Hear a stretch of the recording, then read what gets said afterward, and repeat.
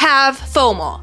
Real bad. I've recently made a video in which I judge my followers' bookshelves, and after I've seen all of you guys' bookshelves, I realized that I've been living under a damn rock for my entire life. Not only have people watched and read Star Wars, they dedicated their entire bookshelf to Star Wars. Now, I haven't had any contact with the Star Wars universe, and that made me realize I have never read a science fiction book in my life, and that has to change. Of course, I'm not only going to read Star Wars in this video. We are reading 2 more science fiction books, and the first one is part of book mail and it has been sent to me for review, and that is Maya Takes Root. Girl, look at this. Can you see this?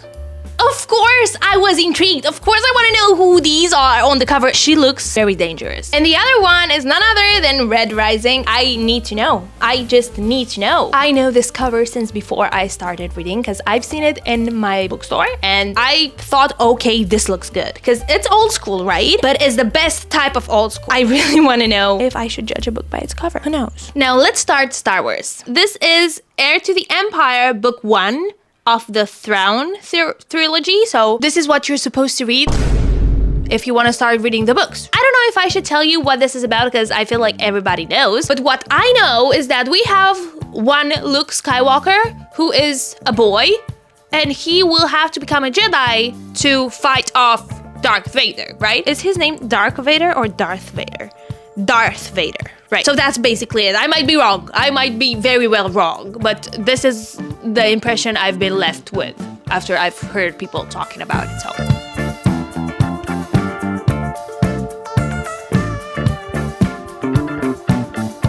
So I'm not really keeping up with what's going on because we have this grumpy general, admiral, captain Leon, right? He's really grumpy, and he's kind of info dumping on me, and I don't really understand what's going on. We have a dark Death Star. We have a war that happened, and Darth Vader didn't win. They fought. We have a rebellion. We have people fighting. It is written nicely. I do like it. I do like how it is written, but I don't understand, unfortunately, anything up until now. But I'm enjoying my time. Girl, I am thoroughly confused. My struggling neurons are trying really hard to understand what is physically going on with this boat, ship, not boat, and how is it aligned? Because we have this throne guy.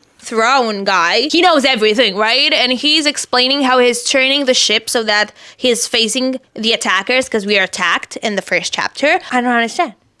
I'm sorry. I think it's my fault. Wait a minute. Why are we talking about Obi-Wan Kenobi and why is Luke Skywalker basically a Jedi? Isn't it supposed to be a young boy? Is this not the first book? Oh. In this essential Star Wars Legends novel, the first ever to take place after the events of the original trilogy. I guess I need to kind of start reading the blurbs. So this is not the first book. Let me check. Okay.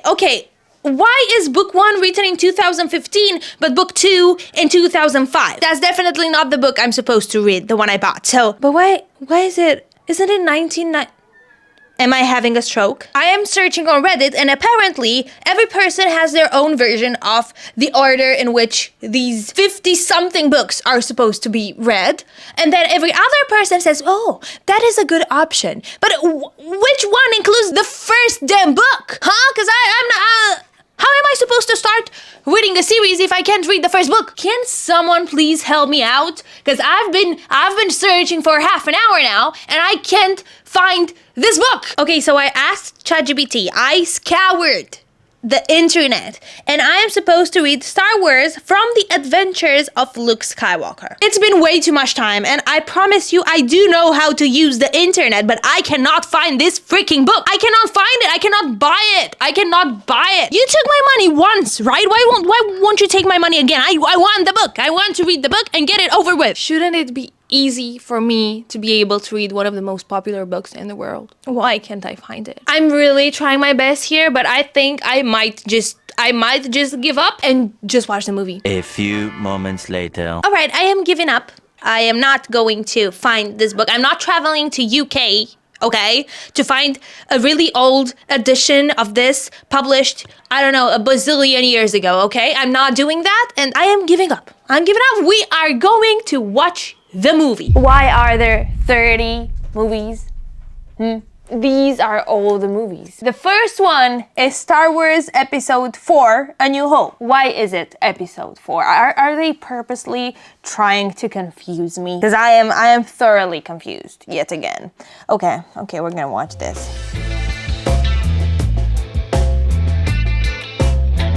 We have R2-D2 and the other one, I forgot his name. They are sent to, not Earth, it's to Toodly-doo, I think. I'm sorry for butchering that. The world seems a little tiny bit small there, but I think it was quite hard to not do that, you know? It was kind of hard to create the illusion that this is a really big world. And like, characters are introduced now. Yeah, I'm hearing about them and how we've never talked to them for years and years and we haven't seen them, and then we meet them a few minutes later. So we're jumping in it and then things happen too fast, but if you're looking at the timestamps, it's not too fast. I don't know, I feel like I'm yapping. I'm sorry, I'm ranting. Let's finish the movie. His uncle and auntie are literally carbonated. And he doesn't shed one tear. He just looks in the other direction. And that's basically it. That's basically it. Okay, that was a bit funny.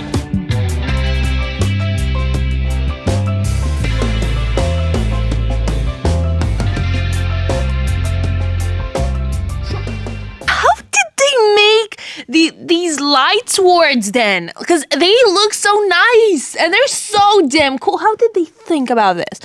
I really like them. Also, it's funny to see that obviously there was no CGI then, and all the creatures, right? They were really made. They were in front of your face when they were filming this movie, right? They're not looking not even close to what we have now, right? But they were really well made for that time. They were really well made. Also, not having a freaking training arc is absolutely criminal. I want the training. That's what I leave for.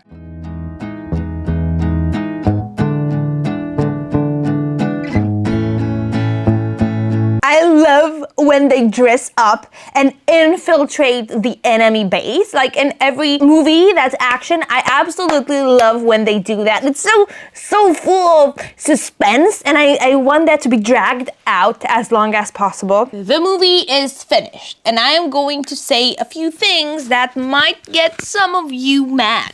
But please do not get mad. I am really, truly shallow when it comes to movies. I enjoy the visuals way too much. I feel like the visuals play a very important role when it comes to cinematography, right? I like what I see.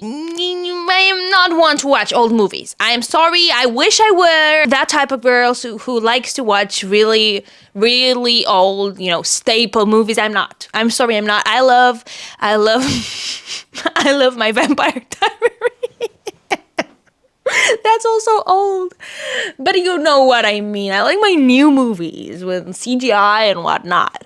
And that is kind of stupid in a way, right? Because all these movies were the base of what we have now. That being said, if I'm getting in my adult cultured brain, or at least a little bit cultured, I do know that this movie was absolutely fantastic when it got out, and it was revolutionary for the cinematography world at its time, and I do see why. People have never seen that before. It is such a big world, and everybody knows Star Wars because it really was a masterpiece, and it deserves its fame. I really enjoyed the last half of the movie because it was the most action-packed, and I realized that a lot of things I love now in movies stem from that. That being said, I was so into finding out about the Raylo thing. I thought I was going to know where Raylo comes from. Apparently, I need to watch 10 more movies to understand what's the whole Raylo thing. So for all Star Wars fans, please don't come for me.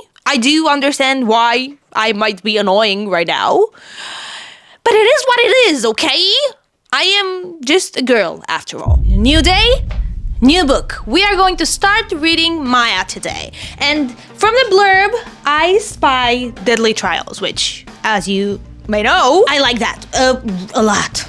It's about this boy, Yakai. Of course I butchered the main character's name. His name is Yachai, actually, not Yakai. Who is pushed by his grandfather to compete in these trials so that he can become a Divya, which is a divine being in this universe, right? We have Maya trees that immerse you in a dreamlike state. So, I don't know, fantasy with science fiction. We're not gonna listen to the audiobook today while reading, but they do have an audiobook narrated by Hugo Weaving, if you're interested. So, let's start reading.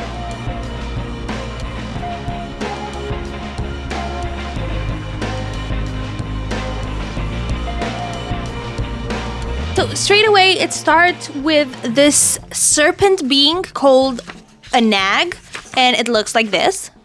And it's kind of nice that you can see how it looks. And he is trying to accomplish a mission of sorts and start a riot, apparently. Now, this is the sort of book that just throws you in the story. No context, no nothing. You are just there. Everything is moving fast. You basically don't understand anything, but you are just very happy to be there. There are a lot of terms and words I don't know, but I think I'll understand them later. Like Vanars, which are supposed to be, I think, the police in this world called the Neg world. I prefer to be confused for a while rather than info dumping, but it is confusing in the beginning and you're like, what's going on?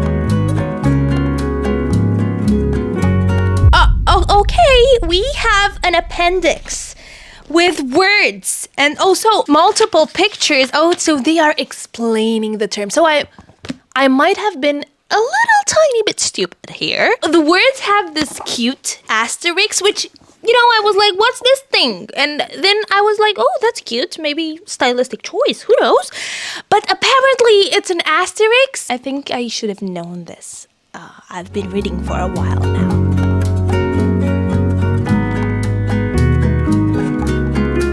Okay, so we are finally meeting Yakai and his grandfather, and they are Manuisha, another being in this world. These are the police people, the pink-haired ones or whatever.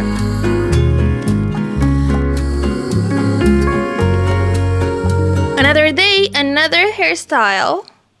See? I want to say something. I've been reading for a little bit today. Girl, the writing system here is absolutely fascinating. So basically you have semi-translucent paper made out of hexagonal membranes and you write on them with symbols. And the placement and the symbol has meaning, and you start in the middle of the paper and then you connect all of them and you have different colors, and I think it's basically like a mind map, but really cool. And when you flip through the journal or whatever, you can see through it and see the colors that were before, and colors convey feelings, right? So you kind of see the feeling the person had while writing. So this, I don't know. Maybe it's just me, but this feeds my nerdy brain. So I'm so happy. I feel like this is outstanding. So creative. I love it. I wish I could do that because I am struggling with tracking my mood, you know, and this would be so much easier, right? Just a glance and you can tell how depressed I was for the last year or so. You know what I mean?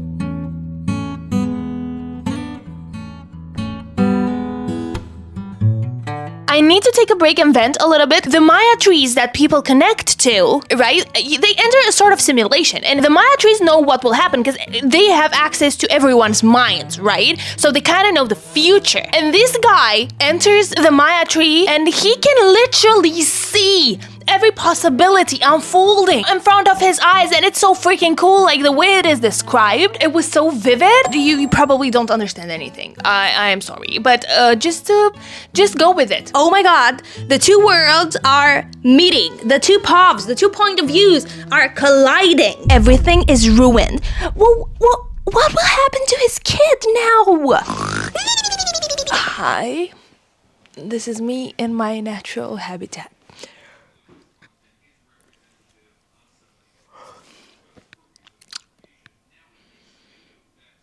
It is 11:30 right now, so almost midday. No worries. Don't have a lot of things to do today because there is a cyclone outside. It is basically raining constantly. I don't know. They said the They said the Barbara cyclone is here. It's the first one I've ever seen, and apparently not much is going on. But I'm supposed to stay indoors, so that's what I'm gonna do. This will wake me up. I'm at page 230 right now, so I do have quite a bit left of the book.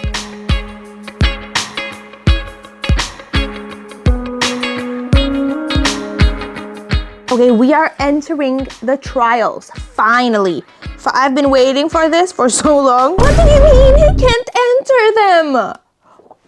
But I was expecting, I mean, I'm curious to see what, still, I feel betrayed. Okay, listen to this. Life matters, lives don't. That is kind of loaded, right? So there is quite a bit of philosophy seeping through the lines.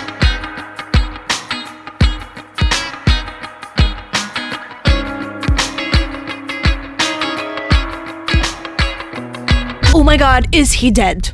Is he dead? I made myself pretty for you. I finished the book, and girl, was this a ride. After the whole trial thing, it became so political. A lot of things were happening. I think I missed a few of them, but I was bombarded with what happened in the past, what's going to happen, whatever they're planning. It's nice because you see sort of the metaphor of life in a way. Everyone is blinded by this place they can escape into, and they don't realize the power they hold. So kind of like reality, right? Now, for my romantic girlies, this is not romance, okay? Which is fine, because it wouldn't really work. I mean, maybe in the next books, I don't know. But for now, romance doesn't really fit the mood. Also, on the ending, I really love when all loose strings come together in the end. So it's like a full circle, right? And that's what happens with this. And it's kind of satisfying, right? So it is a whole other world with a lot of systems of its own. Kind of hard to imagine at times, but you take a deep dive into something else. I said I'm a romantic girly and I will forever be, but science fiction and this type of science fiction has its charms. If you decide to give it a try and you're a nerdy one like me, their Kickstarter campaign has a lot more information about the civilization and their world building, and their page is so damn animated. It really fits my overactive brain. You'll understand what I mean. We are going completely blind into this, so my future self is going to tell you what this is about. So Red Rising is set in a world where humankind is divided by color, and the MMC, Darrow, is a red, which means he's slaving his life away, mining underground so that someday future generations could live on the surface of the planet. And the gold are the highest ranking humans, and they are basically assholes. I am a little tiny bit confused with the names of things, because they're named quite weird. Everyone is a color, right? And reds have red hair and red eyes, and golds have gold hair or blonde hair and blonde eyes. So that's how they are separated. There are also blacks and grays. So I don't know how many colors there are, but the world is divided by colors, which is kind of cool in a way. Like, it's awful, but visually and aesthetically it's kind of cool.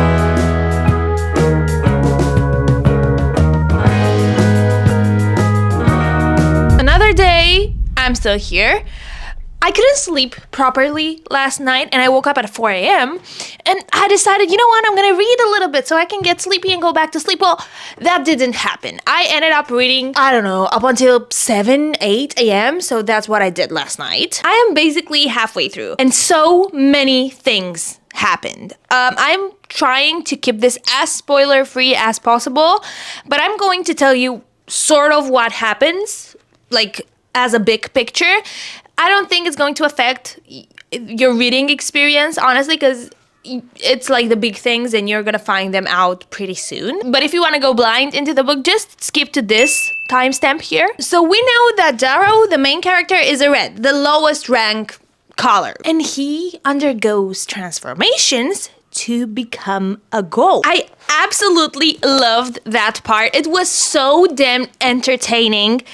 I really love training arcs, and even though this part here wasn't really a complete training arc, it was similar, and it made me feel the same way. I just couldn't put the book down. I had to keep on reading and see what's going to happen. I don't know if the rest of the book is going to be as entertaining. I hope it will be. It seems as if it will be, but for sure, the first half is very, very good. I really like it. So he basically trains to act, look, and be a goal. Now, the other very important trope here is deadly trials. So Darrow is going to enter some kind of deadly trials, and the first trial was expected, but it was heartbreaking. And the book is obviously political, very much so. We have the higher-ups that do whatever they please because they have the power. We have Nepo babies.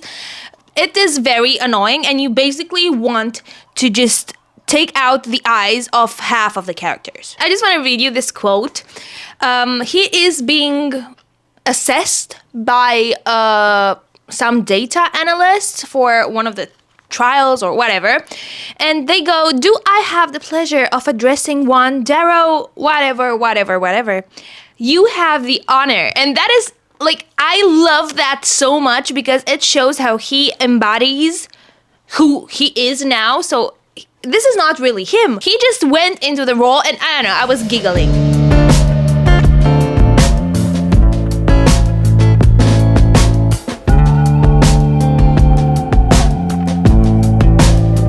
This one scene here when everybody is howling. They are literally howling, and I cannot help myself but imagine furries. I just imagine furries howling at the moon. Then I howl. They all howl. Howls fill the lands of Minerva, howls from my far distant army, howls from my 10 high draft killers who helped make this dueling circle, howls from the killing field, howls from the laughing proctors. How does one howl? Oh. You know what I mean? Like, can we do this and so it sounds aggressive or cool? Because I don't think so. Oh. There is this one detail you can brush over really quickly if you don't pay attention, or maybe I just feel like I am special and I found this. So, you know, there are dialect differences. So the Reds use bloody damn while the Golds use gory damn, right? And he has to use gory damn now. But in the narration, so in his internal dialogue, he uses this word. So when he stirs away from his principles, he starts using gory damn, so the gold dialect, in his internal dialogue, which is really cool because once he starts realizing, hey, I'm not doing the right thing, this is not me, and he starts listening to his heart once again and not being influenced, right, by the situation, he starts using bloody damn in his dialogue, and I in his mental dialogue, but I really like that detail. It's really nice. It adds to the story. I don't know. I finished the book, and let me tell you, I will be purchasing the rest of the series. But there was one thing I slightly disliked. The last trial was basically most of the book, which I do understand the reason, because that's when he grows and he realizes things and he changes his approach and becomes a leader, right? Because that's the whole point of this last trial, or this big trial, for them to kind of be in a real life simulation where one needs to rule over the others. It took maybe a year or so, I'm not sure, I didn't really catch that detail, but it took a long time for that trial to finish, so it didn't really feel feel like a trial. And I was like, okay, can we get to the next one? But there was no next one in this case. And I was kind of waiting for something else to happen. But during that trial, a lot of things happened. I don't know. It just wasn't perfectly what I expected. But I did like it, and I see why it was a need for it. Now, the ending. Girl, the ending. I hated the ending because it was so damn good. I don't liked it, but it was the best option to create conflict for the next book. And I am sure the next book is going to be even better because of this, right? It was really good. I enjoyed it a lot. I feel like the Red Rising trilogy is a very good starting point for anyone who wants to get into science fiction from romantasy or from fantasy genre.